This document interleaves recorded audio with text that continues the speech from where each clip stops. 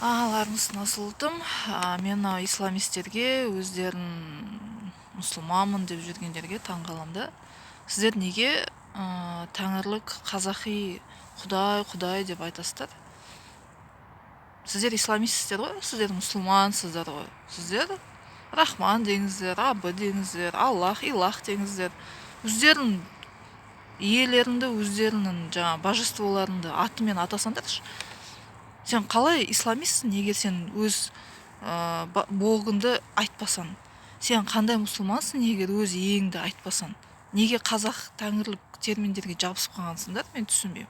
Тағы ренжисіңдер, сен тәңіршісің, сен бірдемесің деп. Өздерінің сөздеріңді дұрыстап пайдаланып алсаңдаршы. Құдай ол тәңірлік термин, ол қазақтың сөзі. Сендер қазақ емессіңдер ғой, сендер исламист, мұсылмансыңдар ғой. Солай.